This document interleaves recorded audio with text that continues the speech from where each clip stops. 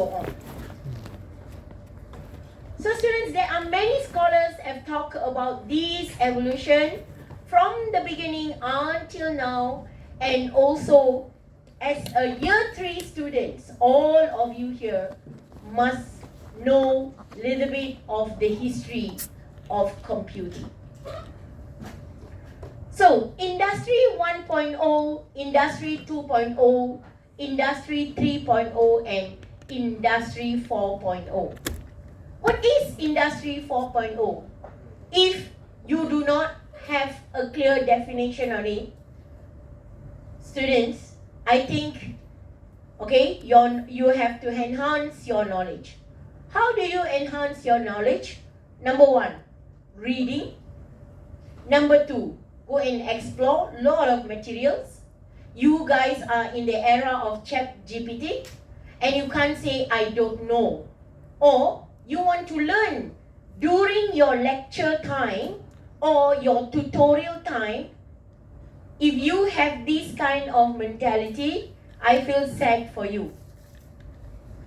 Students, believe me, if you wait until your lecture time or your tutorial time, your class time, then only you want to learn, you will learn only a handful of knowledge only. So as an ITian, we learn every moment, every day, lifelong learning. If you think after my degree, I do not want to touch my book at all, then IT is not a right field for you. So Industry 4.0, okay, let's go and venture. What is Industry 4.0? They talk about cyber physical system, horizontal integration, okay, analytics of artificial intelligence. So now, let's go and have a look on what is artificial intelligence.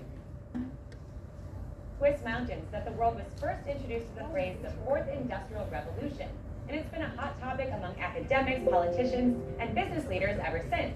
But what exactly does it mean?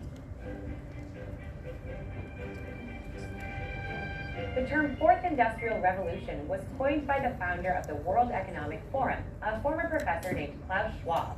Schwab wrote a book with that title to describe an era marked by a technological revolution that is blurring the lines between the physical, digital, and biological spheres. Let's break that down. Technologies like artificial intelligence, autonomous vehicles, or the Internet of Things are becoming ingrained in our day-to-day lives and even our bodies. Think of voice-activated virtual assistants, Face ID recognition, or healthcare sensors. Schwab first presented his vision of the Fourth Industrial Revolution at the World Economic Forum's annual meeting here in Davos in 2016. But to understand the idea, we need to go much further back in history, to Industrial Revolution number 1. The first Industrial Revolution started in Great Britain around 1760 and spread to Europe and North America through the early 1800s. It was powered by a major invention, the steam engine. The result? New manufacturing processes, the creation of factories, and a booming textiles industry. From the late 1800s, the Second Industrial Revolution was marked by mass production and new industries like steel, oil, and electricity. The light bulb, telephone, and internal combustion engine were a few of the major inventions of this era. The Third Industrial Revolution, sometimes known as the Digital Revolution, occurred in the second half of the 20th century. In just a few decades, we saw the invention of the semiconductor, personal computer, and the internet. So what separates the Fourth Industrial Revolution from the Third? Experts say the main difference is that technology is merging more and more with humans' lives, and the technological change is happening faster than ever. Consider this. It took 75 years for 100 million users to adopt the telephone. Instagram signed up 100 million users in just 2 years, while Pokemon Go caught that amount in 1 month. 3D printing is just one example of fast-paced technology in the Fourth Industrial Revolution. The industry has gone from a business idea to big business, with 3D printer shipments expected to increase from just under 200,000 in 2015 to 2.4 million in 2020. Today, you can have a hip replacement from a 3D printed bone or use a 3D printed bionic arm. Talk about blurring the line between humans and technology, right? This new era of technology is driving a lot of innovation. You can see in this chart the number of patents related to the fourth industrial revolution for things like 3D printing or AI has been climbing up and up since early 2000. Organizations are embracing new technologies to make their businesses more efficient, similar to how they embraced the steam engine during the first industrial revolution. But some companies and governments are struggling to keep up with the fast pace of technological change. Research shows innovators, investors, and shareholders benefit the most from innovation. The risk is that the fourth industrial revolution is making inequality, which is already a big issue, even worse. One study found billionaires have driven almost 80% of the 40 main breakthrough innovations over the last 40 years. That's a problem when the richest 1% of households already own nearly half of the world's wealth. Experts warn we are in a winner-takes-all economy, where high-skilled workers are rewarded with high pay and the rest of workers are left out. Studies confirm technologies like AI will eliminate some jobs and create demand for new skills that many workers don't have. Privacy concerns are another issue as the fourth industrial revolution turns every company into a tech company. Industries from food to retail to banking are going digital, and they're collecting a lot more data about their customers along the way. Users are starting to worry that companies know too much about their private digital lives. The World Economic Forum says a majority of leaders don't have confidence their organizations are ready for the changes associated with the fourth industrial revolution. With tech changing fast every day, it's time to catch up.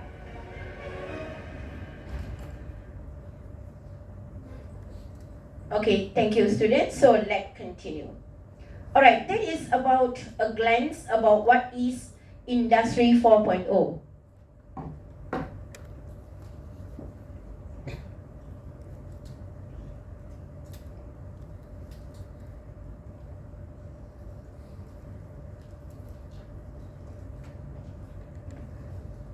Okay, students, Industry 1.0 is more on mechanization, steam, and water power. And then we went into mass production and electricity on Industry 2.0. Industry 3.0 on electronic and IT system automation. And now we are in cyber, physical system, horizontal integration, and also focusing on AI. So students, in general, you guys are stepping out to the industry in the era of a conversion from the Industry 3.0 is fading off, and now you guys are stepping out on Industry 4.0. So students, the question is, are y'all ready to face the industry, or are you going to go and say that, okay, I am not able to survive in Industry 4.0? Because yeah, students, as I say, hello girls behind, you want to use your gadget out. No one holds gadget during my class. Listen. Okay, majing on printing, the rise of the printing media. Students, printing media started way earlier. Okay, now, let's look at the printing media now. Do we still buy newspaper every day? No. Okay, everyone is like looking at the net to read and so on. So next year, students, let's look into how do these printing media started. Okay, mass production of copy of written work. You see libraries full of books. Okay, and that particular books will occupy the building for nearly 10 years, 15 years. Some of the books you cannot throw also because it will be like, although the information is faded, but it's a physical book, we don't have heart to burn the book. Okay, although the information is faded, yeah, students. But now, yeah, students, mass production of copies, same book are produced many times, yeah, students.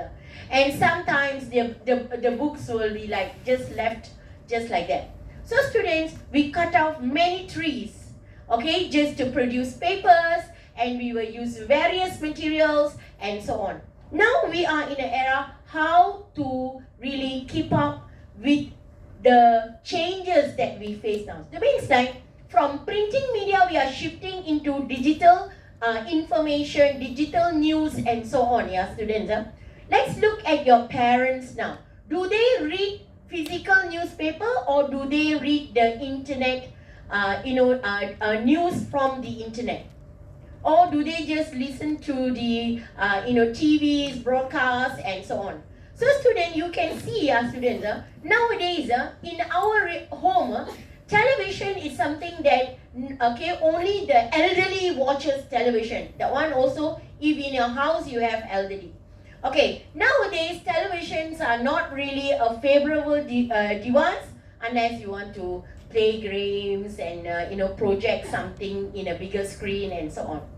So, just curious, you don't still watch RTM 1, 2, 3?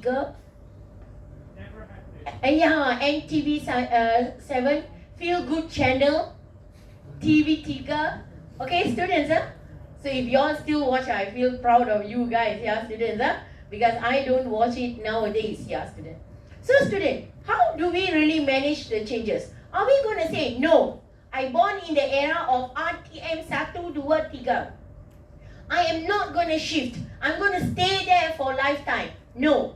What happened is we slowly adapt. Even our parents who are in the 40s, your parents will be in the 40s, 50s also, slowly adapt to the technology, and they have smartphones in their hands. Even grandfather, grandmother nowadays also still already have digital phones.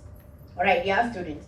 So now, yeah, students, okay, let's look at the history of newspaper. Why is it, yeah, students? Newspaper plays an important role, okay, once upon a time, okay, but what happened now, yeah, students, okay, we don't have much, people, okay, many people, not many are buying newspaper, but still, we can see, okay, but not as famous as previous years. Okay, let's go and have a look on the history of newspapers. Ever thought about that? Perhaps you've seen how in movies, messengers race back from the battlefield with reports on victories or defeats. Word of mouth was the primary source of spreading the news. Humans exchanged news long before they could write. Merchants, sailors, and travelers brought the news to the continent. Then, peddlers and traveling players picked them up and spread them from town to town. Criers walked through villages announcing births, deaths, marriages, and divorces. But how did the history of newspapers begin? Among the first ones who found a written way to distribute the news were the ancient Romans. Acta diurna, or the daily doings, were created by the government and contained information for the public such as chronicles of events, births, deaths, and daily gossip. These daily doings are considered to be one of the first precursors to the modern newspaper. 1440 was an important year for the publishing world.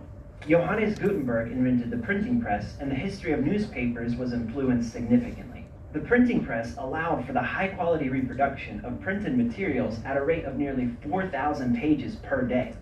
In other words, 1,000 times more than could be done by a scribe by hand.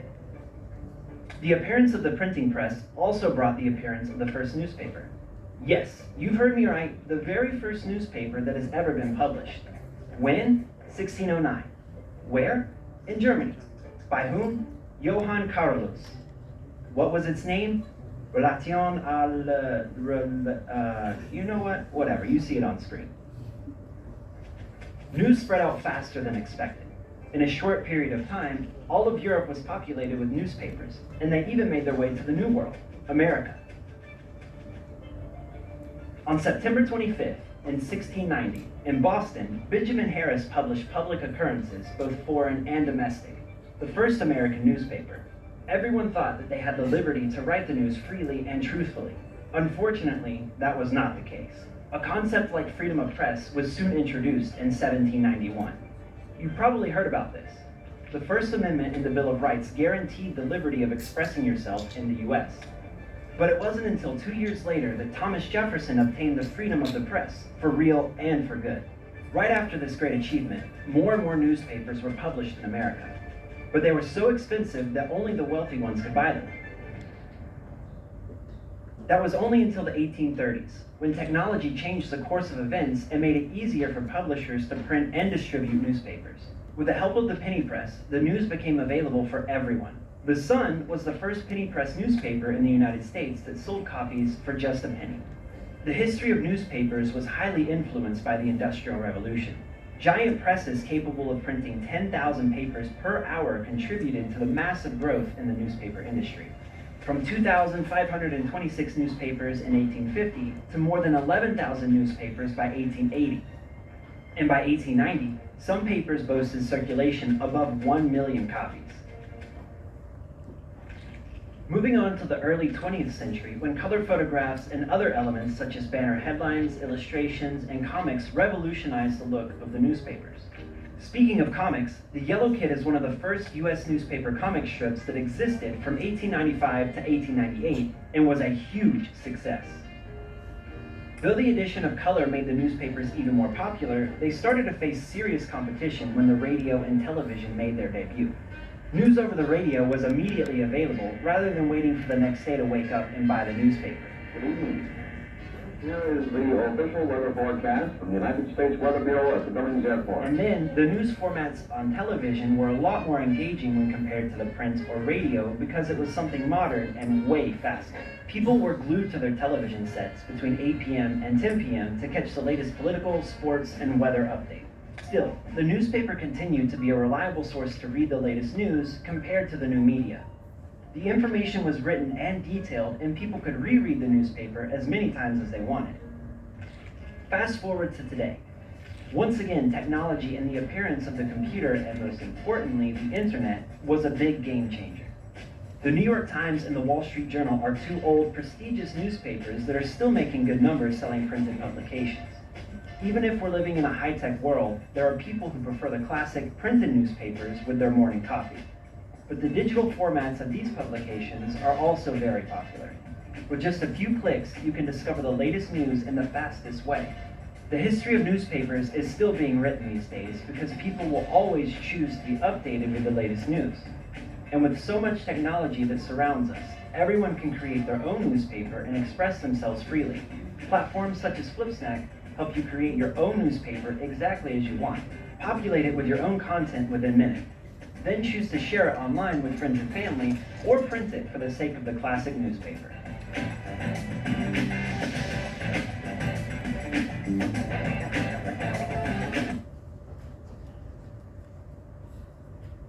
Okay, students, that was a brief evolution about newspapers. Okay, let's move on, yeah, students? Okay, here. Okay, next we are moving into the rise of the telegraphs and telephones. Alright, students, communication plays an important role in our daily life. We communicate. Alright, students, you have to use the right communication channel, okay, to reach people in a very fast way. Previously, yeah, students, from the early, we have telegraphs and telephones.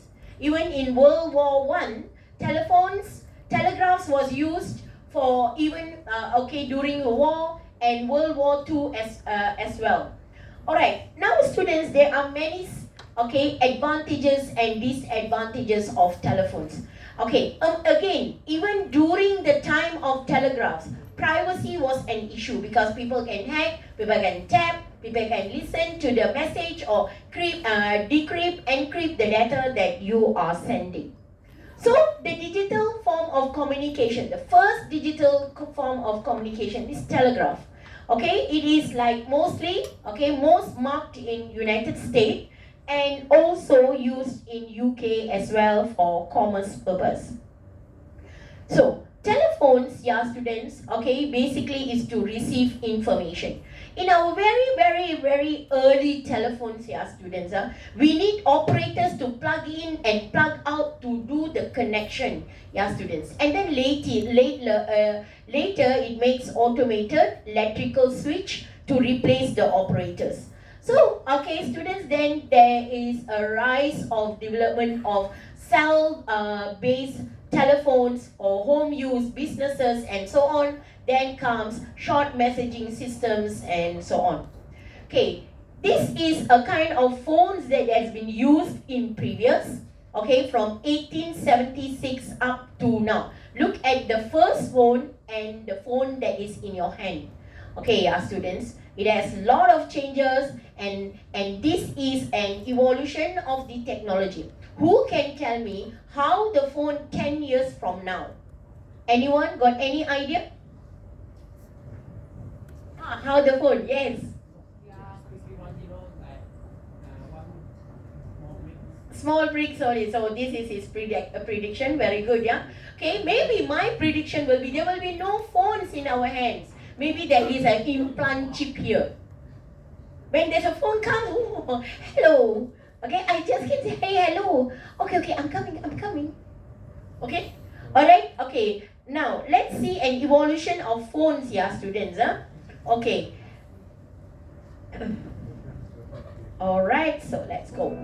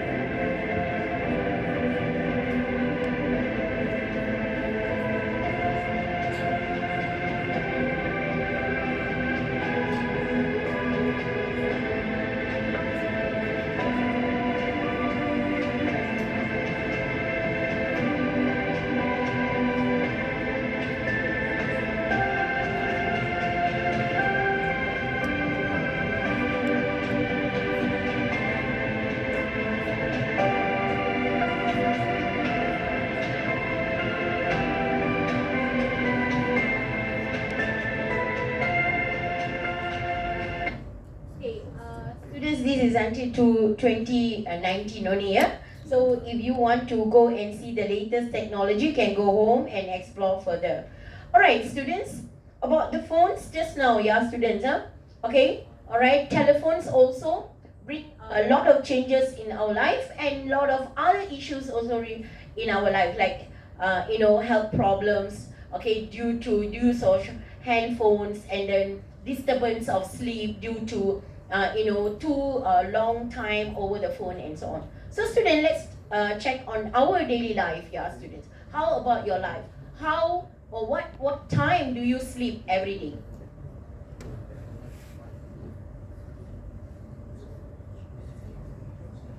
Okay, did you really check, okay, the time that you sleep every day, yeah, students? If you think you are the person who sleeps very late and then get up very, groggy in the morning and come to class and sit down, can't really absorb and so on, yeah, students? This is the most important impact of mobile technology nowadays in young adults. Students, you guys are young adults. You know which is bad and which is good. I do not need to stand in front of you and give you a lecture how to really use your gadget. But as one thing that is concerning here is about your sleeping time. You must have a solid of 6 hours sleep. It doesn't matter what time you are sleeping. Okay, some sleep at 9 o'clock at night and wake up around 3, 4 o'clock and then do their work. Some sleep very late and then can get up late in the morning. As long as you have 6 hours of sleep will do. But lesser than that, or you yourself feel that your body need more sleep, or you need an 8 hours sleep to be very energetic, you study your own body itself, dear students. So if you see, if you keep on having lack of sleep throughout your young adults period, students, what will happen is like memory loss. You cannot remember a lot. You feel very unorganized. Something is not right always. Get anxiety, anger, everything is not right. Okay, check on your behavior. Sometimes you are getting angry for no reason. Students, it shows that, okay, your life, style is not a healthy lifestyle. Okay, if you are always picking up negative thoughts, for example, you have financial problem.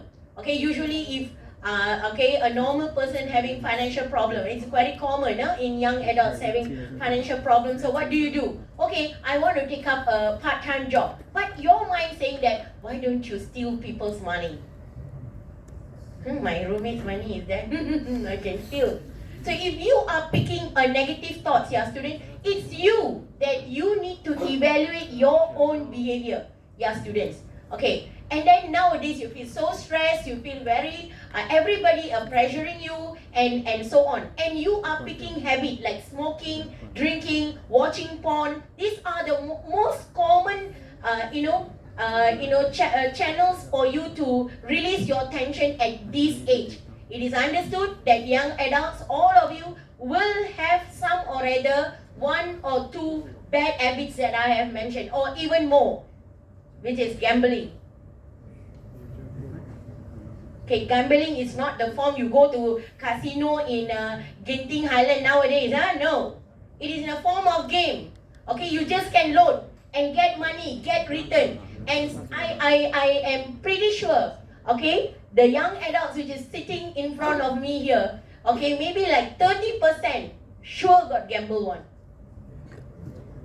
Okay, so student, I am not here to say this is right or this is wrong. Evaluate your own self, students.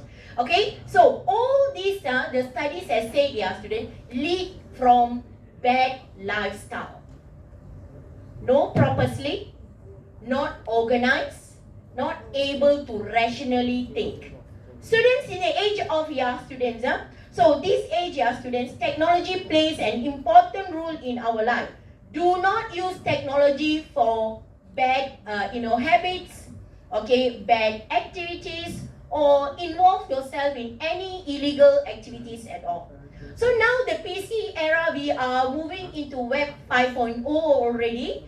Okay, now you can see so many features coming even in future. There are many other features that are going to come. So students, if you're going to say, okay, you started your studies in Java programming, and then now you are forced to take in Python, okay, or Solidity, or you keep on, you need to, learn many languages. Can I go to the industry later when the managers or what, Okay, come and interview, say, okay, do you know this language? Do you know this platform? Do you know this software? No, I don't know. During my degree time, my lecturer never teach me. Is this the way you're going to answer them? Okay, that is not an answer that an ITian should give your students. You should say, give me time, I will learn, and I can work on it. This is how the attitude and habits an ITian should take. Students, there are many students who graduated from, okay, I've been here in this industry for past 15, 18 years teaching young adults. I know them very well, how they react, how they behave, and so on. I have seen students who are also, growing old with me. When I started my career, they were only 3 or 4 years, 3 or 4 years younger to me. Okay, so now, yeah, students, many of them have left IT jobs and went to other jobs, yeah, students. There are few selling cars, some of them doing insurance policy, selling insurance policy. They are doing a lot of other jobs. So students, I'm not saying that, okay, when you study IT, you will end up working in IT, okay, because in previously, my students has left this as well. So I believe that students who have left this particular field is because they cannot grow with the field, yeah, students. You have to adapt and grow with the technology every day. You cannot say that I'm not moving, I do not know, I am not good in this. Many of you here will say, I'm not a developer, I cannot program. I cannot program, I cannot do programming and so on. But the most important thing is to identify your path. IT field is very broad. I got a friend who earns a lot. She is just an IT audit. Auditor means what? Okay, they go and audit the system only. Okay, she is earning good. She travels a lot. She just does auditing only. So if you are in IT field, everyone's mind will say, okay, you have to be a programmer. You are a programmer. You can develop a software or what? No, there are networking, databases, and also security people. These are domains. So ask yourself, which one is your field? I want to share a little story about myself, yeah, students. As I have completed my PhD in 2012, yeah, students. Okay, that time, yeah, students, I was still working. I was continuously working, lecturing, and so on. Yeah. So when I was doing my PhD, I was about to complete. My auntie gave me a call. They said, "Hi, come over. I got something to ask you." I said, "Oh, why is auntie calling me?" Yeah? So I also went to the house. I said, "Hi, auntie." Okay, she asked me. Okay, after she offered me a tea, she asked me, "Okay, you are doing PhD in computer, right?" I said, "Oh, yeah, I'm doing it. Can you repair my laptop?" I said, "Huh?" Okay, if I tell my auntie, I don't know to repair, auntie. Then he said, "Hey, you're PhD in computer. Also don't know to repair my laptop." How am I going to tell her, a 70 years old auntie, to tell I am a software person, I am not a hardware person? Will she understand? So I was thinking long, Oh, I said, laptop. Okay, no problem. I took the laptop and went to the shop and said, reformat this.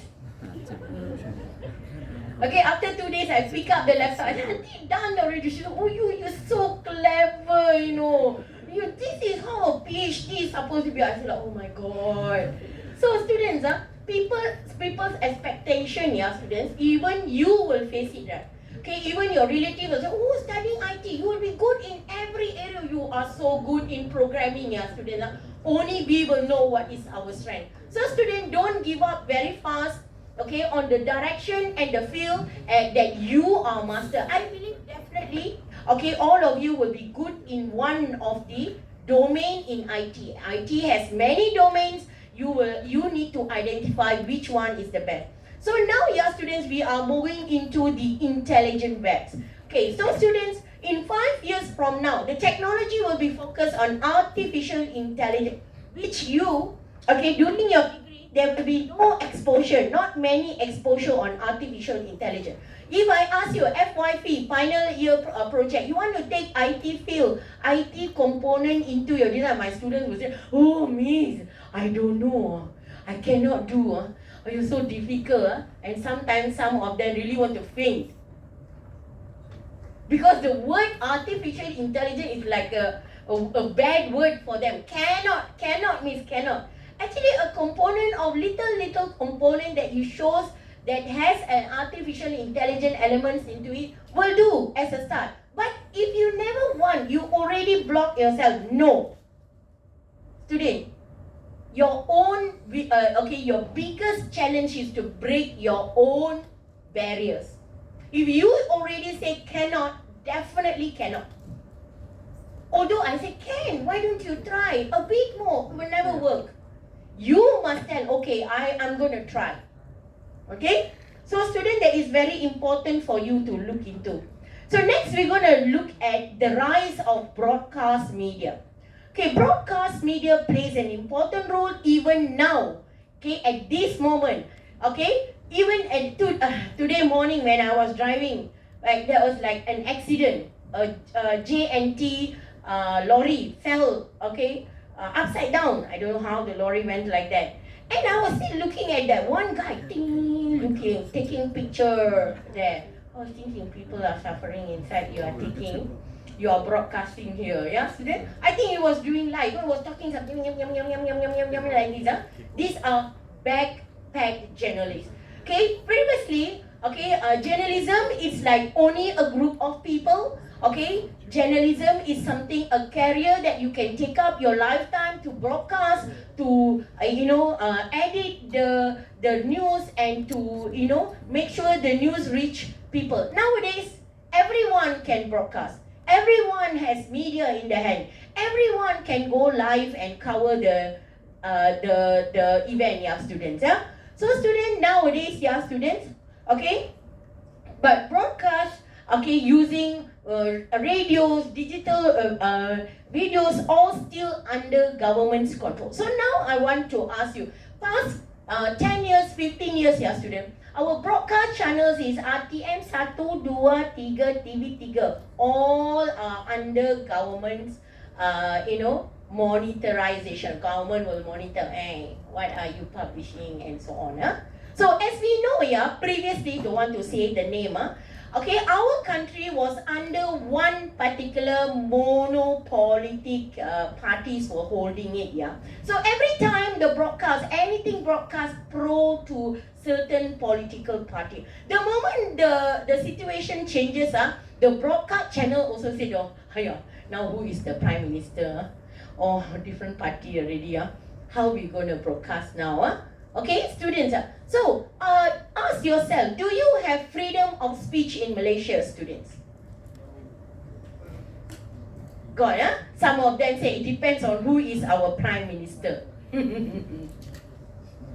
Previous history, you talk bad about me, that's it. Okay, I put you under certain laws where you cannot ask me why am I arresting you. Okay, SOSMA, there is another act previously. When you go under SOSMA, students, I not need to give you any reason why are you arrested. You talk bad over the net, I said, oh, like that. Let me send my, people to, take you in. So students, freedom of speech in different countries are different.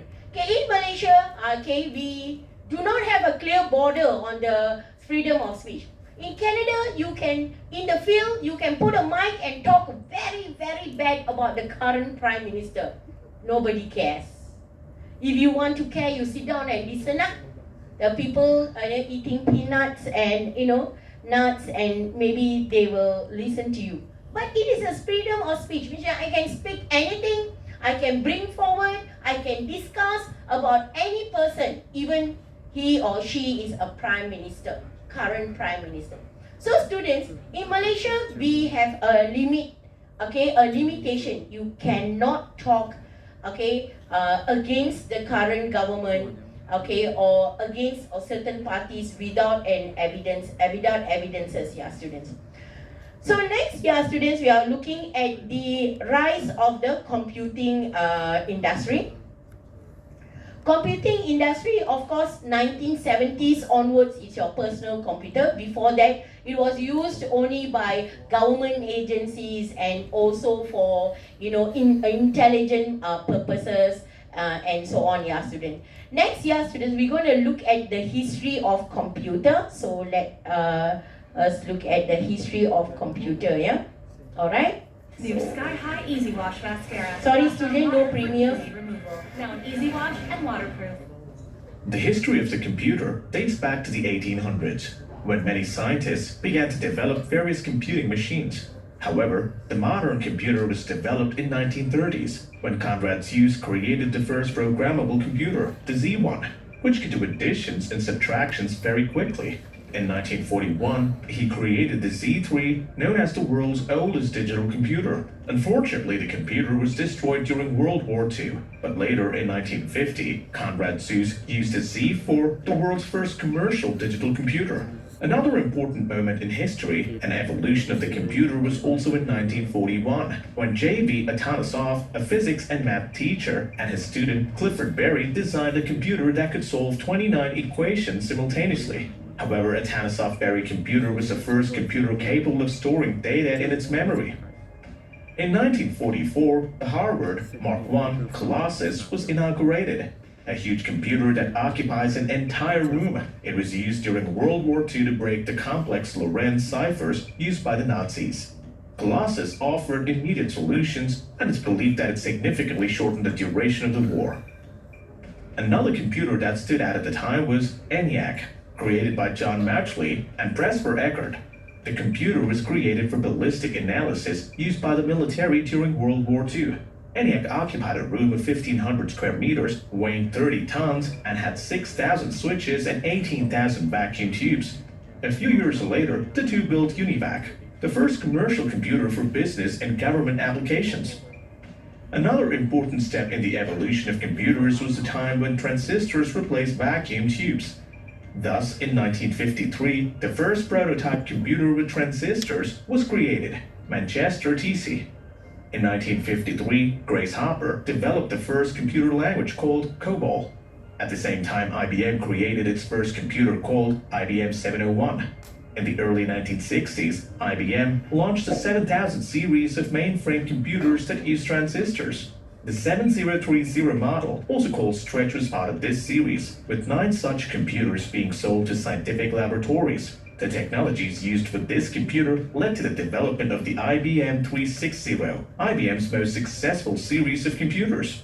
Slowly, the evolution of the computer was approaching what we know today to be. In 1965, Program 101 was the first desktop computer sold to general public. It cost $3,200, was the size of a typewriter, had 37 keys, and a built-in printer.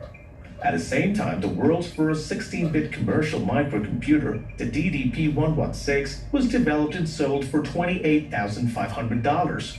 The year 1970 is marked by Intel, which launches Intel 1103, the first dynamic access memory chip, DRAM. A year later, IBM invented the floppy disk, which allows data to be shared between computers. Now, who hasn't heard of Altair 8800? It was launched in 1975 and used the basic programming language developed by Bill Gates and Paul Allen. Altair 8800 was a very popular computer, being the model that invented the term personal computer. In 1976, Apple appeared on the computer market with the Apple I, the first computer with a single circuit board and ROM, to which you had to add a keyboard, a power supply, and a case. A year later, they launched Apple II, which was a great success.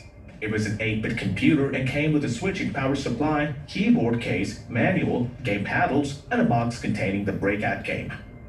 In 1981, IBM launched the first IBM PC, officially known as the IBM Model 5150. It was based on a 4.77 MHz Intel 8088 microprocessor and used a Microsoft MS-DOS operating system. This was the computer that revolutionized the development of computers, being cloned on a large scale and thus generating the creation of so many softwares and peripherals.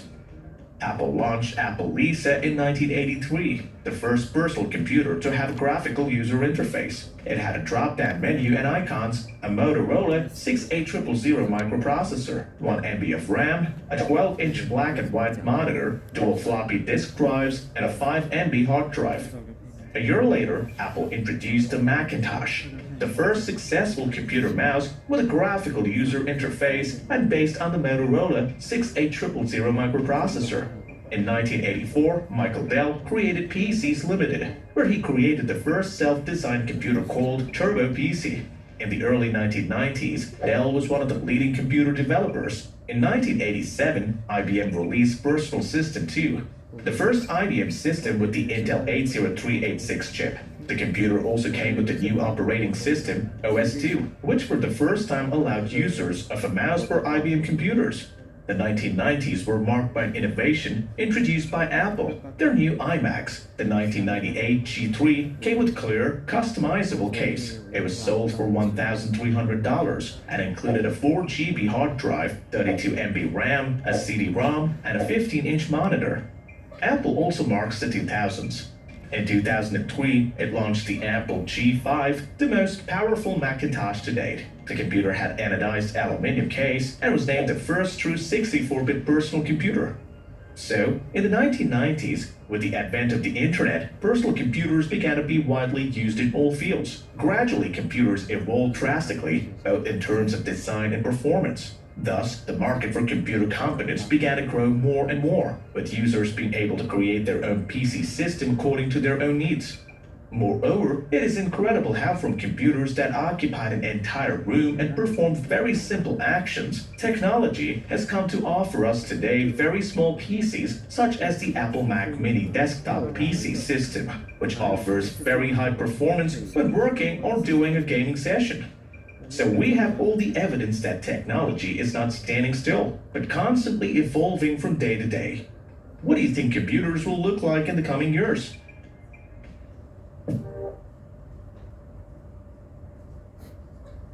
Okay, students, we take 10 minutes break.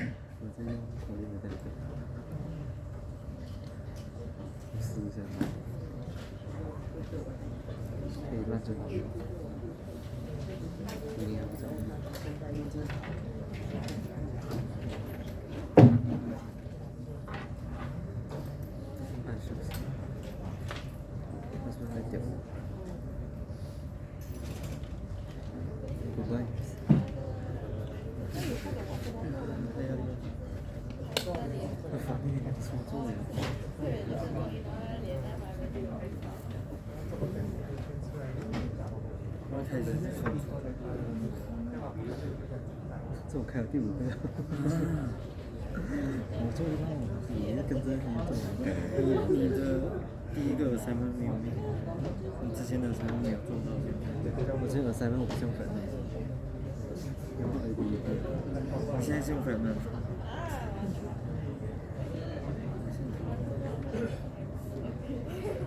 有点屌啊！但是我是你，然后你改过了。我刚刚找到一个YouTube感觉上可以用，我回去看。自己写会比较好，你不用我要写。自己我自己写我才懂，我才可以自己做出来是这样子。你一开始 create 我这个 project 你就要拎，有拎了我才可以。Firestore 你就按照我那个，然后你要 set 好 rules 就可以了。你开我电脑没电，我电脑烧起来，上面的我不会。没有被打。你用不是那个看吗？啊，对。学校有另啊。这个呢，然后看这个。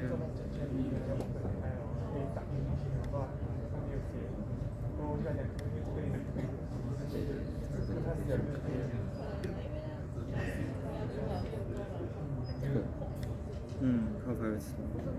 你也是可以凹到上面上去，然后别人可以联系。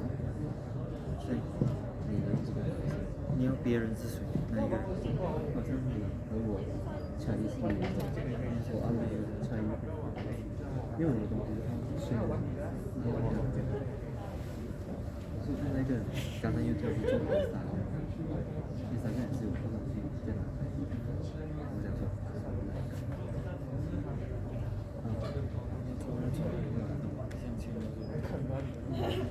那看蛮长，他这几天这个礼拜把它看掉，因为他把现在还不要见我，我觉得还有时间。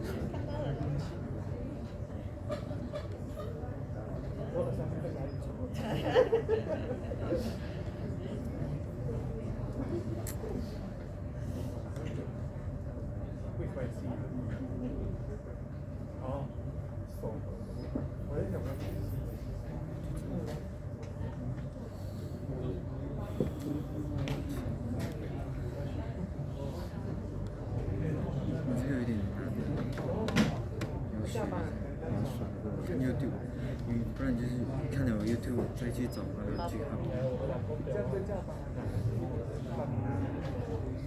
会叫起来用那个，加一牛奶那个。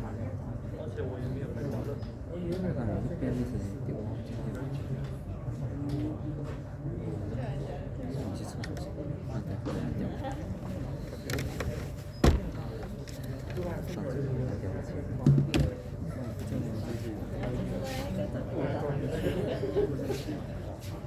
这么被缺，不怕被捅。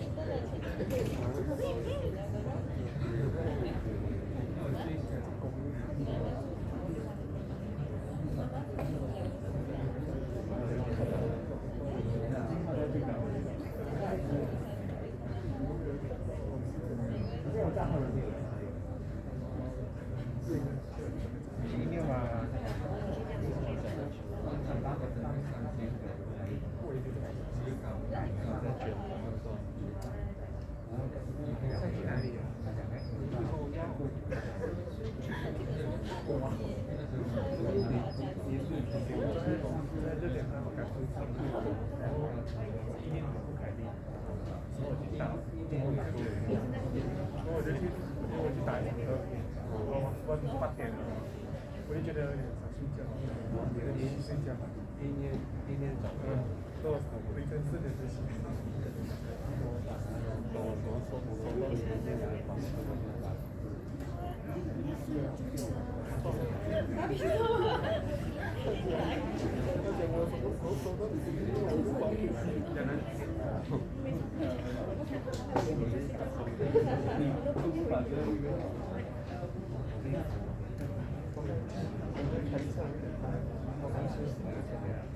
因为我没有，而且我们晚年前面，我觉得还是这样，睡到凌晨4点，我6点钟睡到那个回我。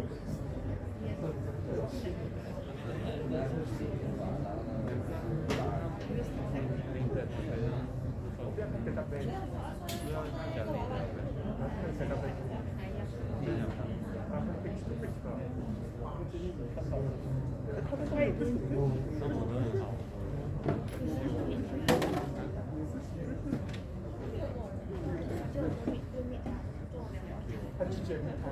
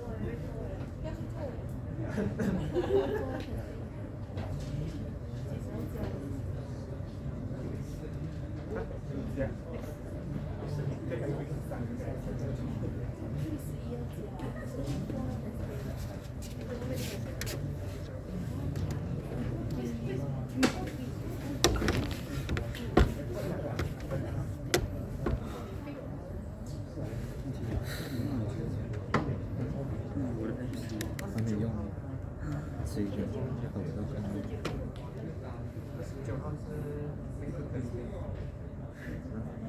可以上去 Android Market，可以上要怕被上去。就不要脸，没错，会审核。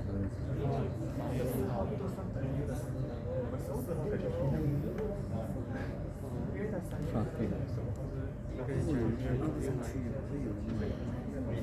你弄费了，要下载量才赚钱，自己都赚钱。看到吗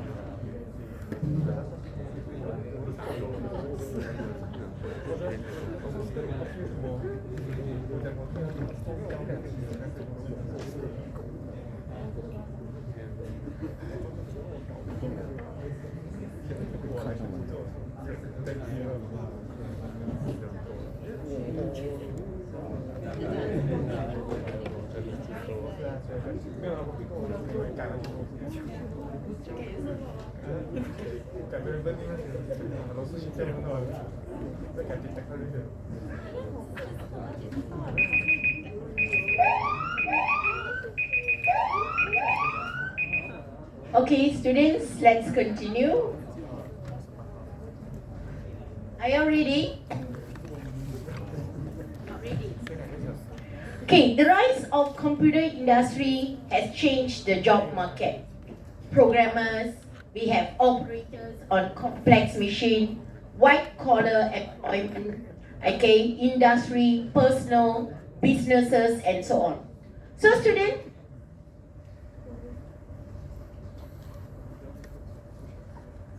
are you ready?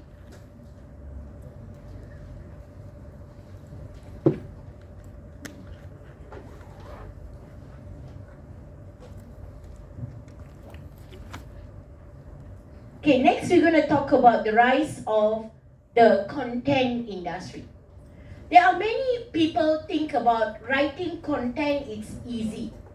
Actually, writing content is the most, the core part of, the core part of the media industry as a whole. So, the content industry nowadays, we want a remarkable transformation. It grows, okay, and it in the demand of entertainment and information as a whole. So it needs a significant changes on the content that is being produced, so that it can attract many readers from various levels or demography of people to understand and to able to get, okay, the right information. Digital revolution and accessibility, we're gonna look at. Okay, nowadays we want a smartphone to be fast with the speed internet. We want high level, everything we want fast. We want fast food, we want fast delivery, we want fast hi-fi, Wi-Fi, we want everything fast.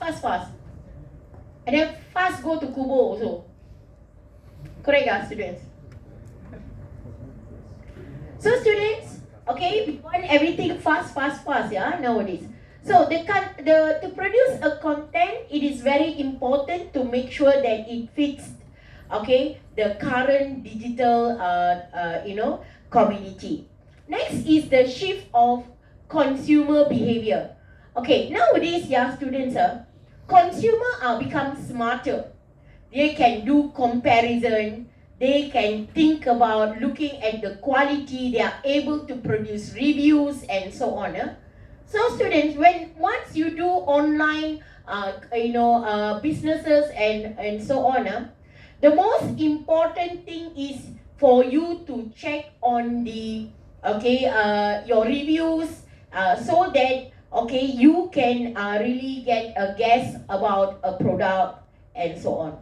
So social media influencer also, yeah,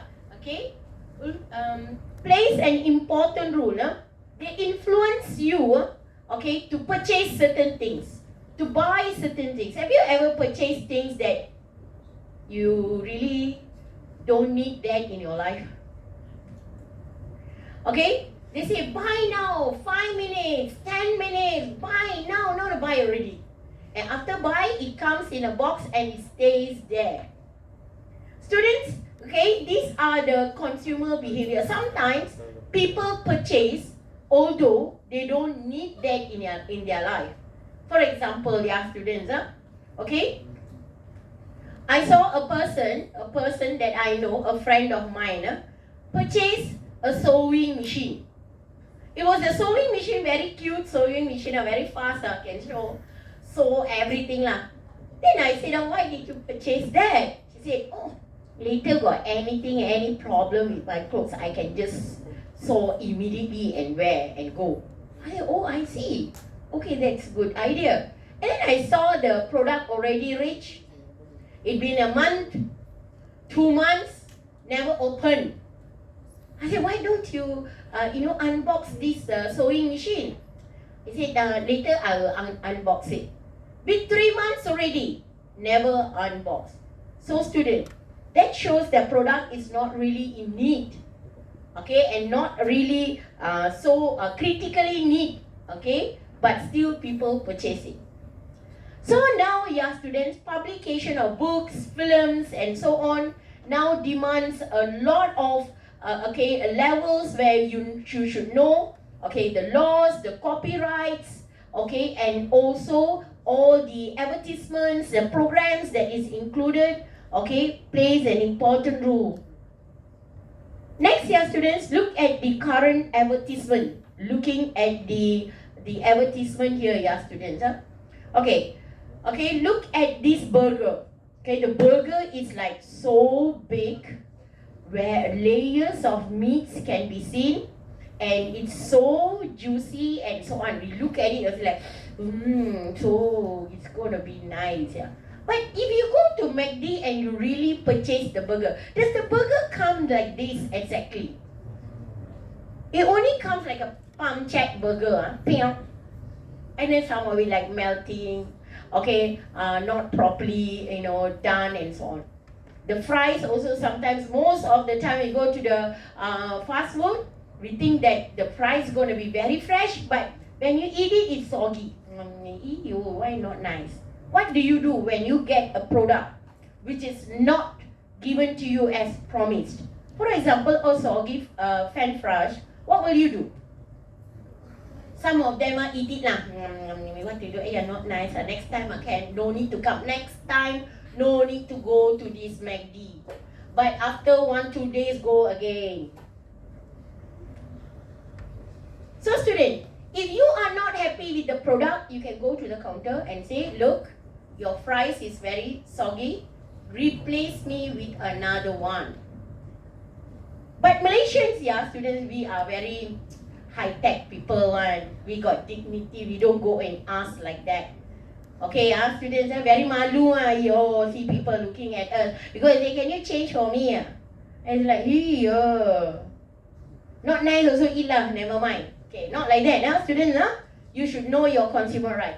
So students, the programs, the advertisements nowadays, the content has been like clearly implant into your mind.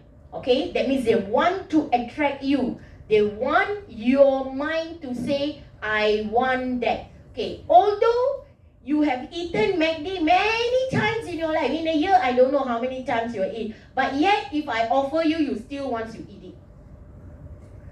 So students, okay, usually where are we promoting? Where are we really, do the advertisement? So looking at this scenario here, people are about to watch a movie. Okay, imagine at this moment, about to play the movie, there's a moment, it's like so happy, nice, everybody like talking nicely.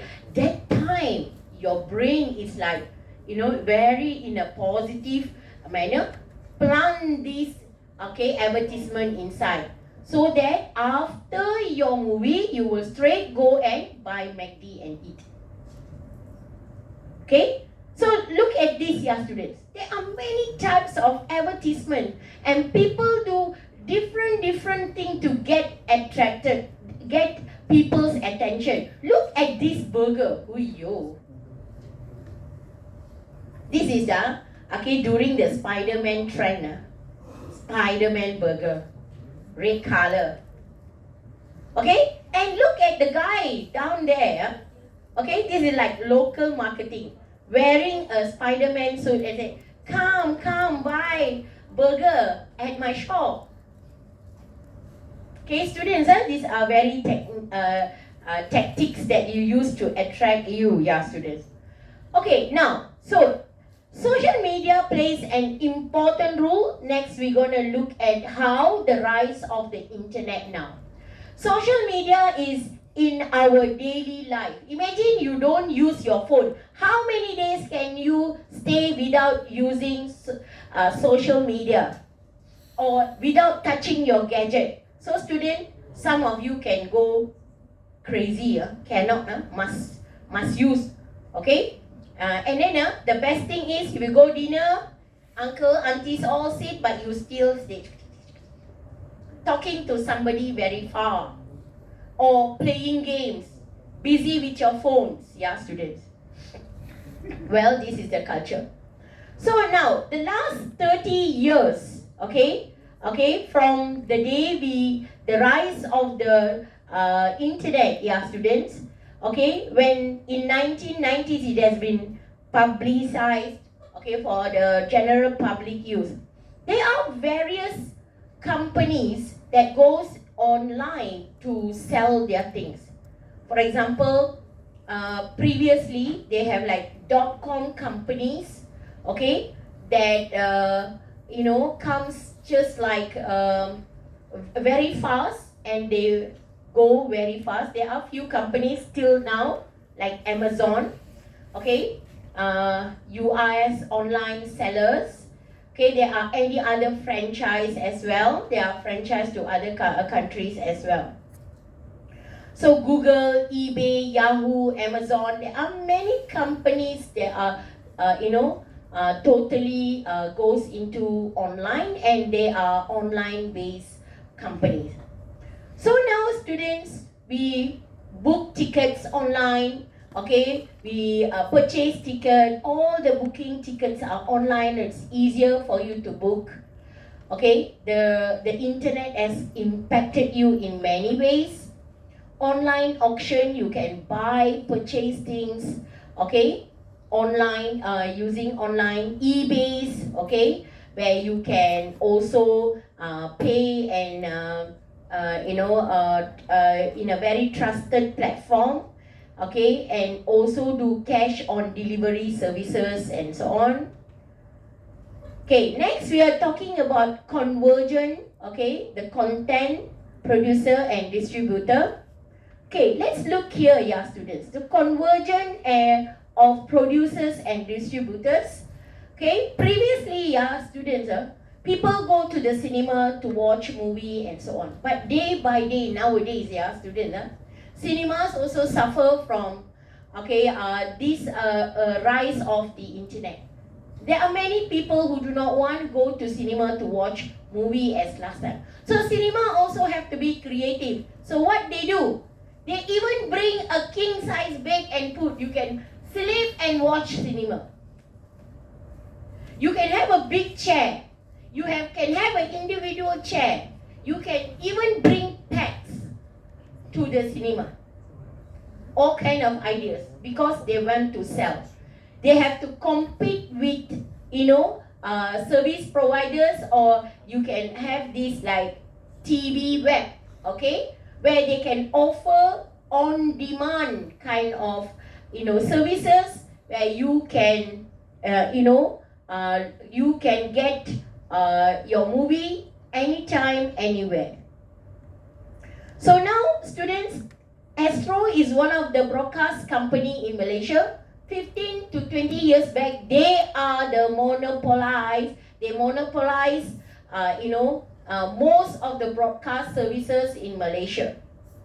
Now, since Netflix comes, they feel they need to compete with Netflix.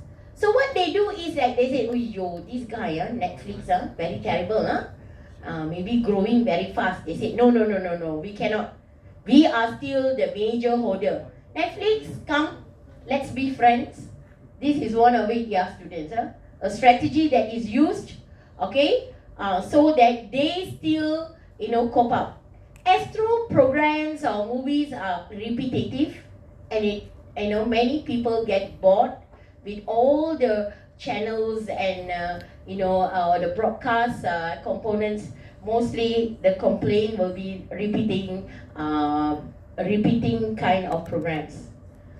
So students, now platforms on producers and content publishers and so on, okay, where there are many other elements also, okay, from the rise of the internet is the video game production, okay, which is like a risky business, but it is slowly picking up, okay, and console manufacturers, now we have PS5, okay, and then slowly this industry also growing. Okay, now students, okay, the manufacturers who are really coming out with the games must really find a real-time game to attract the young adults, okay, and also compete with other entertainment elements as well. So video games industry is bigger and slowly it's growing, and the revenue is growing as well. So now, okay, convergent market sector integration. So there are many types of businesses that has been integrated together, like what I say, Astro integrate with Netflix. Why do they need to integrate like this? These are two ways of integration.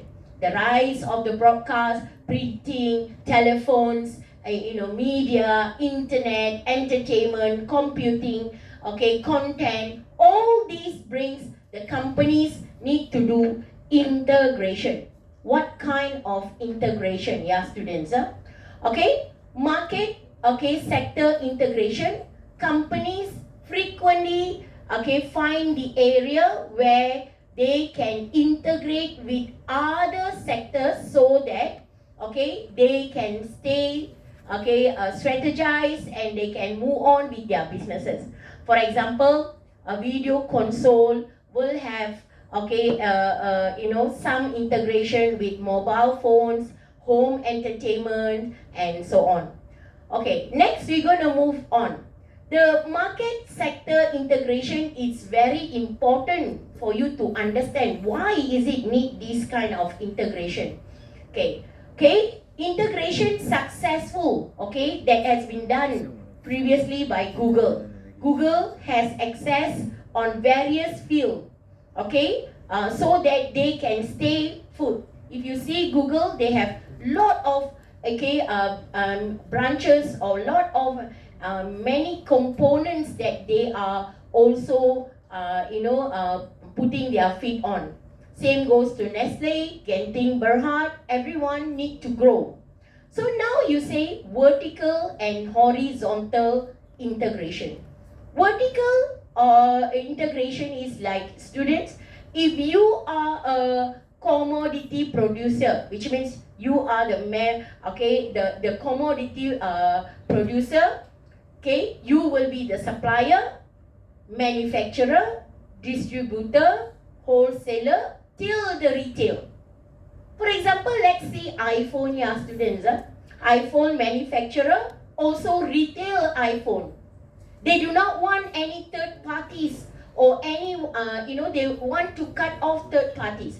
If you really want to purchase, any iPhone products, the most reliable. Of course, there are other third parties which gonna be, added, prices, or you're not gonna get the services like how, the manufacturers gonna give. So the retailers also, you still can have retail, Apple Store to go and purchase the product. Look at the horizontal integration. The manufacturer will integrate with other manufacturers so that they can become a domain, the top 10 manufacturer in manufacturing only. That is called horizontal integration. Vertical means they are in every layers. Horizontal means they are focused in one particular layer only. So horizontal integration, it reduces the number of players. Why horizontal, students? For example, previously we have Uber and also Grab. Grab bought over Uber. Why don't they create that company from scratch? Why do they need to buy over a company? Because the company already exists, people already know the type of businesses. There are people, who wants the services. Grab just bought over and move on. And moreover, if they leave Uber, there will be another company comes and take over. They will be a competitor for them. So make only a few players in the market, which means, students, we do not want many players, or we do not want many competitors in the market. So same here, students, we can merge two marketplaces. For example, Cellcom's, Axiata, Sendirian Berhad, and also DG. We have IBM Computer division with Lenovo. So these are the kind of combination because we want to reduce players.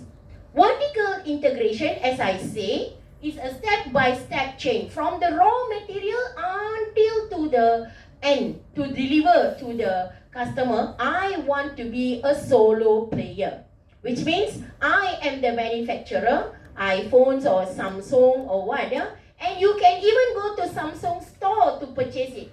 I am the manufacturer, I am the retailer, which means I play every role I get. I make sure that every aspects, my business are there. So students, this is vertical integration. So advantage of vertical integration means cost efficiency. If I'm a manufacturer, I'm the retailer, cost efficiency, quality control, any problem, you can get back to me because I'm the manufacturer. If you get back some other agents or suppliers, they will take time or their services will be not so good as me that I am the manufacturer. So competitive advantage. Of course, students, if I am the manufacturer, you trust me more compared to another ABC brand, which you don't know who is the manufacturer as well. Manpower, synergize on the resources sharing, and diversification of risk mitigation. All these are advantage towards me. So horizontal integration is more on power, manpower. Horizontal means like I can expand. Now the industry is bigger. I am the solo player. I am I can monopolize. The particular industry or domain. Sharing resources, mitigation, and so on. Let's look at disadvantage of vertical integration. What is one of the disadvantage? Like increased cost complexity. That means vertical. When I, my manufacturer itself I'm already have this cost price. Okay, when I go to retail, I must make sure that I have to maintain more, or I can slightly mark up the price or only, because increase of cost, because too many complexity. As a manufacturer, I got a lot of things to handle. As a retailer, as a supplier, as a distributor, I also got a lot of things. Lack of flexibility and adaptability. All the manufacturer will control. Even how much to sell, who to sell, what is this, procedures, policies, everything is like, controlled by one particular person. Risk of insufficiency and dependency. So once insufficient from the manufacturer itself, okay, it will lead until the retailers, okay, and this is not really a healthy way. Disadvantage of horizontal, increase of market power concern, which means like I am the domain, I monopolize the company, for example, Astro, okay, and also other companies that I would like to talk here in Malaysia is Tenaga Nasional. Okay, you leave Tenaga Nasional, you don't have electricity. Like it or not, you have to be friendly with Tenaga Nasional. Any other companies that also give electricity, supply electricity in Malaysia? No. If you don't pay bill for Tenaga Nasional, 3 months cut already, can I go to ABC company and say supply me electricity? Cannot.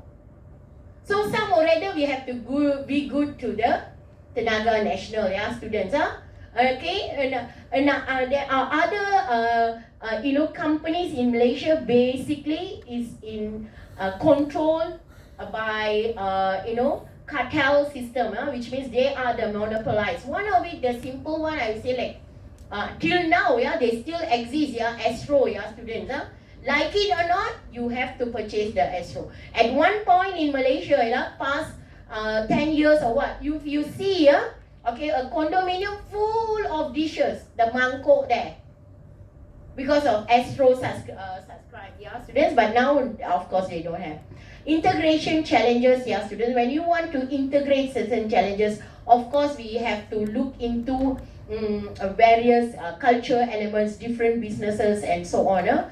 So integration challenges as well. Risk of overextensions, for example, expose of the company resources, okay, strategic plan, and so on. So this also can be one of the disadvantage of horizontal integration. So now convergent digitization. So digitalization, yeah, students. Digitization and digitalization are two different things, yeah, students. Let's look at.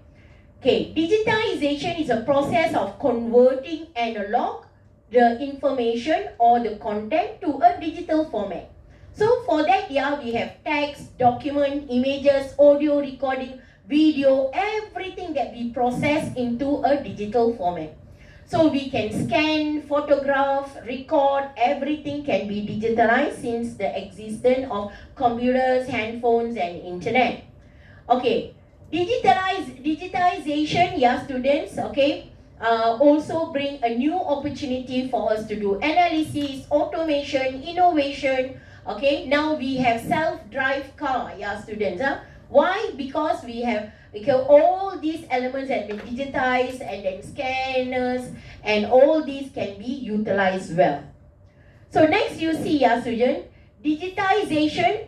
Okay, after digitization, we are going into digitalization. Digitalization is more on automate process, seamless processes, which means the process of using digital technology, okay, for information to transform individuals, institutions, operation. Okay, and then later only we're going to look at transformation. Digital transformation is one of the big topic that they are talking now. We are looking at how can we digitize, transform lot of other processes. The current process, the traditionally done into digital format. So now we're going to look at some example. Okay, let's look at the example of like, okay, self-driven car, yeah? Okay, self-driven car, let's go and have a look. Terharu Sky High Easy Wash. Sorry ya, no premium. Mudah ditanggalkan. Sky High Easy Wash dan waterproof. Reimagine your potential with Celcom Digi postpaid 5G. Back now with our NBC News investigation. A major vote in California this week could allow more driverless cars on the road in San Francisco. But we have new details tonight on the dangers they may pose. Gad Shaban from our NBC Bay Area station KNTV explains. No hands on the wheel, no hands at all. Okay, I just requested our ride and it's 3 minutes away. More than 2,000 self-driving cars are on the road in California. Most have a test driver inside who can take over when needed. But hundreds of cars have no one in the front seat as they make deliveries and shuttle passengers. We tried a ride with Cruise. Owned by GM, Cruise is one of the largest driverless car companies in America, along with its competitor, Google's Waymo.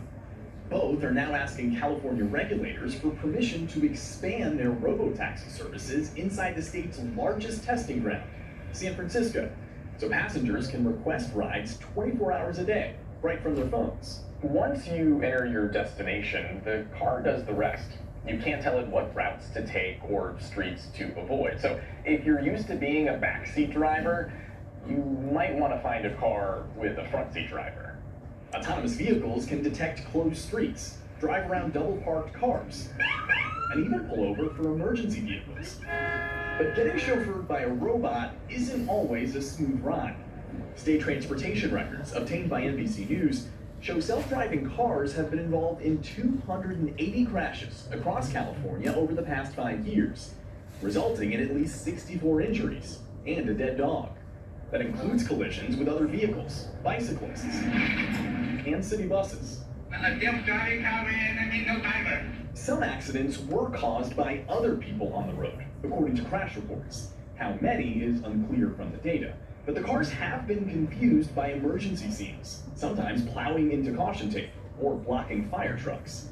Waymo didn't comment, but Cruise tells us automation has safety benefits. Our cars don't drive drunk, they don't get distracted. Prashanthi Raman is one of the leaders at Cruise. Our vehicles are designed to, when they approach a situation that they aren't sure about, they're designed to come to a safe stop. But you would acknowledge that even coming to a full stop can create safety issues too. So traffic blockages are not something that we want to have happen. Just hours after that interview, it did happen. To us.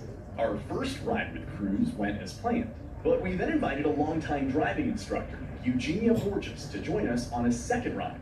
About 1 minute in, our car was at a green light, but wouldn't budge. It's a very safe situation for the car to turn, and it's just staying there. I'm not sure why. The car eventually inched forward, but kept stopping. We're kind of now riding in between two lanes. Then, all of a sudden, it hit the gas. Okay, I don't know what it's doing now. Our car drove straight towards the median and just stopped, picking up almost 2 full lanes. This is not good. People are honking at us. Soon came the looks from other drivers. How does this compare to the worst driving student you've ever had? Oh, this is much worse. Cruise declined to sit down with us again, but in a statement said, the car encountered an unexpected construction zone that would have required several lane changes. The better course was for the autonomous vehicle to come to a safe stop rather than proceed. While other drivers cruised right past that closed lane, our car sat parked on a busy street for 20 minutes, causing a traffic jam for blocks. What's your reaction to being a driverless car stuck here? I'm not surprised. Self-driving cars are already being tested in at least 25 states, but with no federal regulations, America doesn't have a national roadmap for safety guidelines. Back inside our car, Cruise customer service contacted us to say they detected a problem. Their solution? They sent us a driver to get behind the wheel. Gad Shaban, NBC News, San Francisco. Okay, students, there was an example of self-driven car. So technology help us or bring disasters, yeah, students. It's for you to analyze it, yeah, students. Next is we're going to look at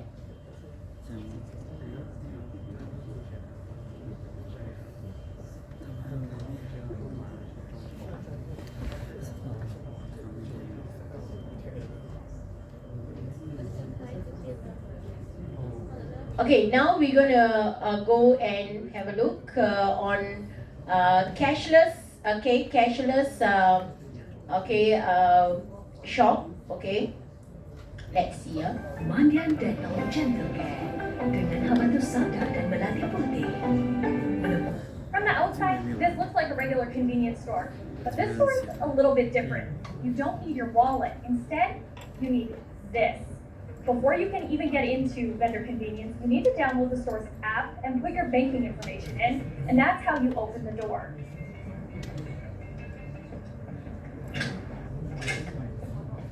Okay, I'm in. Let's go shopping. So I don't really know if I'm in a salty or sweet mood.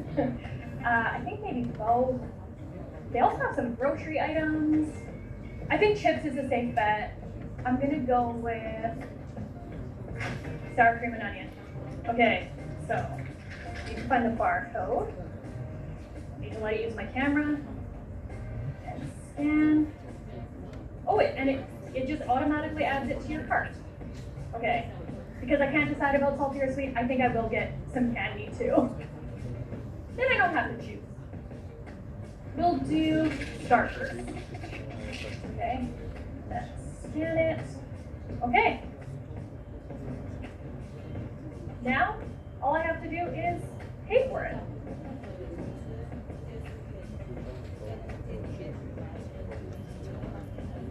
Done. This concept of the cashierless app-based store isn't new, but it's something we're not entirely familiar with here in Edmonton. People that love it. Introverts love it, so they can just walk in and shop and explore. Lots of people coming in just to see it. It almost seems like magic to a lot of people that the door clicks as soon as they hit a button on their app and they can get that snack at 11:45 or 3 in the morning. Vendor convenience isn't the only store of this concept coming to the city. Aisle 24, a franchise from Ontario, they're also moving in. And I spoke with them earlier this week, and they say the sky's the limit. We do see a significant opportunity for us there. Throughout our assessments of Edmonton and Calgary, over the long term, we do see an opportunity for us to open anywhere up to about 25 stores. I spoke with Heather Thompson, a retail expert, and she says the cost of doing business is why we're seeing a boom in this concept. I think the biggest factor is that the technology is accessible. I think the reason why it was a little bit slow to start was because it was expensive.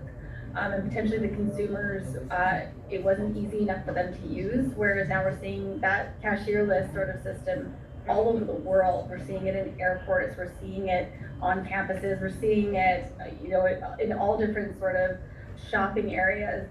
When I was in the store, I chatted with some customers, and reviews are positive. But time will tell if this is convenient long term. Lauren Fink, CBC News, Edmonton. Okay, students, that was an example of cashless shop. Now we're going to go on. Okay, we're going to look at robot pets, yeah, students. Okay, there are many pets that is available. Okay, I hope you guys also got a pet. So now, how pets has been, used. So let's go and have a look. Risiko serangan jantung dan stroke. Dapatkan vaksinasi Alta. Bekalkan tenaga dengan kebaikan Milo untuk menangi hari si juara.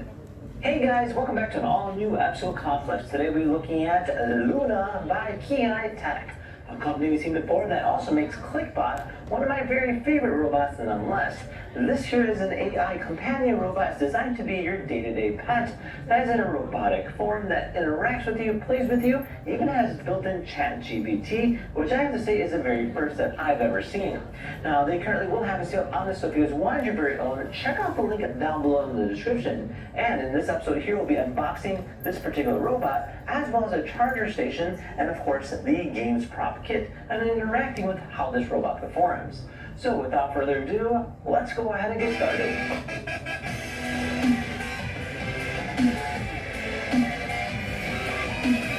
Alright, So this is everything that they sent us. So they sent us the robot, they sent us a charger station, and of course they sent us the game prop kit. So let's just go ahead and just dive right into it. Let's take a look at the robot first. All right, so this here's the packaging, this here's the box. Pretty cool, kind of showcases the robot here on the front. Obviously it does talk about the main things behind it, so it's got unique personality, almost like a pet. It's got smart perception, has a variety of different sensors, RGB camera, stuff like that, a remote assistant, so you can go ahead and control it as an RC car, which is pretty cool. And of course it has interactive games, which we'll be looking at as well. Over here just talks about all the different perceptions, so it has auditory perception, 3D vision, haptic feedback, so you can go ahead and like touch it, interact with it, and stuff like that. It does have 4 microphones in it, so it does have a nice array microphone system built in it, so you can go ahead and call it from different areas, and it'll pick up where you're saying it from. It does work via Okay, students, this is one of the digital pet robot pets. They're going to be said that you're going to replace the real pet in future, yeah, students. You can go and explore that. Okay, next, yeah, students, I'm going to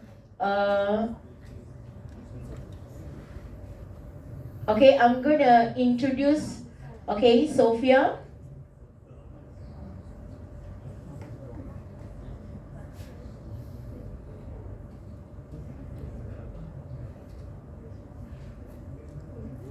Okay, so let me go and introduce Sophia.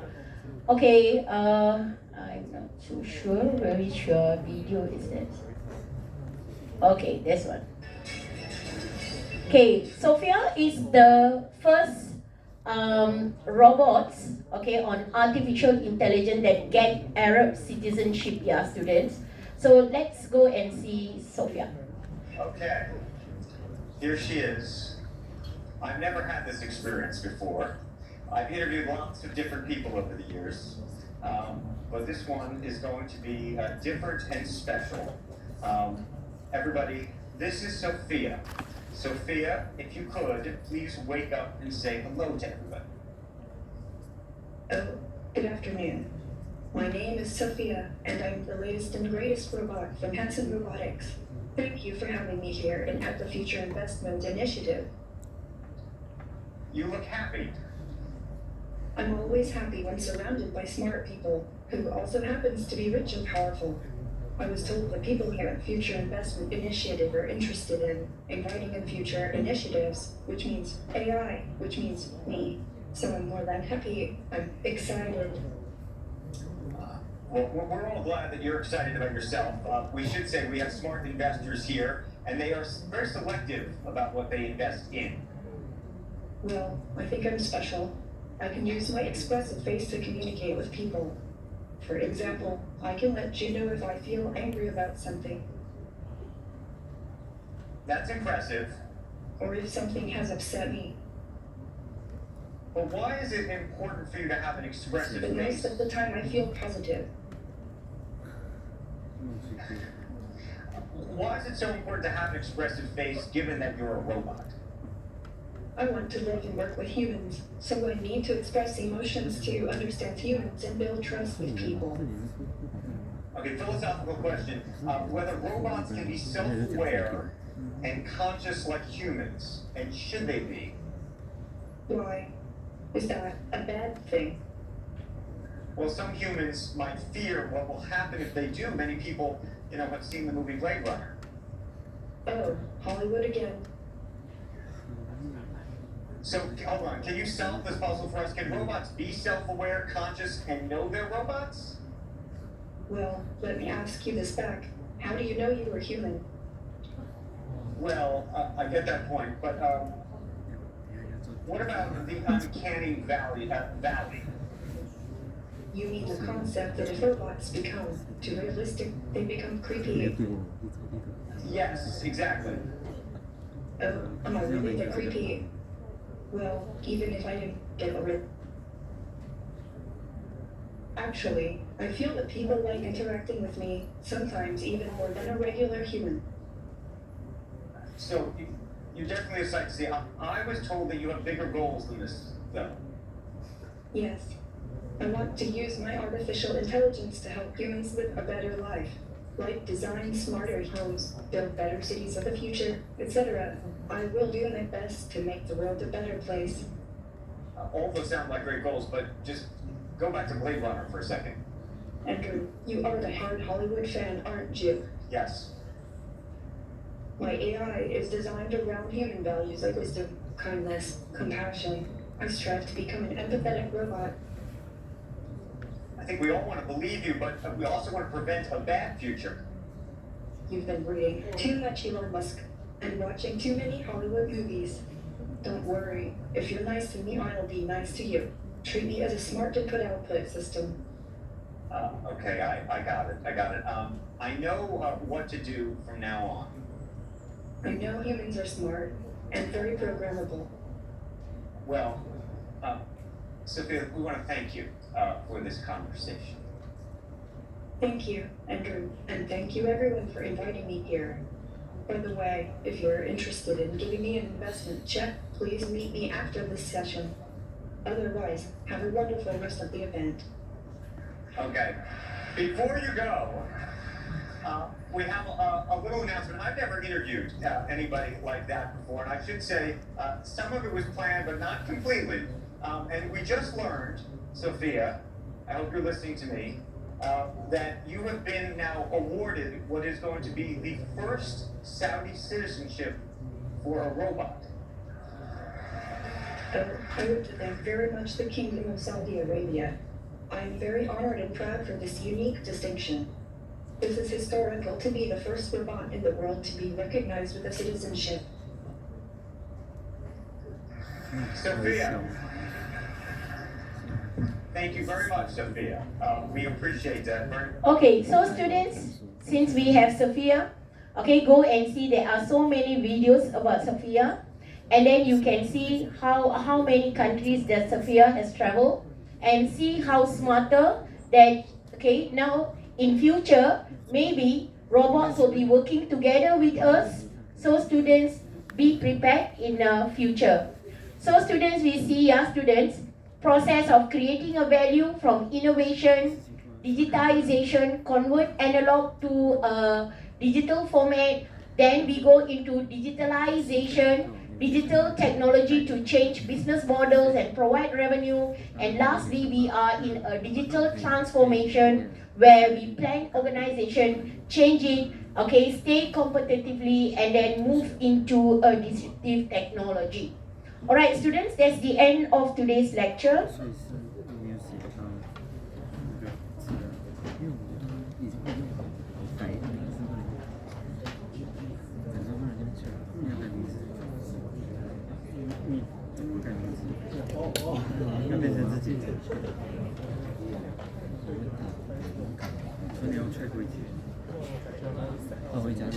Okay, let's mark your attendance, students. Thank you. Alright, students, many of you came to me and say you did not mark the attendance during the lecture. Alright, students, now I'm giving, there is nearly 10 minutes, 8 minutes. Okay, I'm going to wait here until 4 o'clock. So if you don't come within the time, you are not going to be given attendance, students. So please don't come and tell me, teacher, I forgot to mark. Okay, you must leave this place checking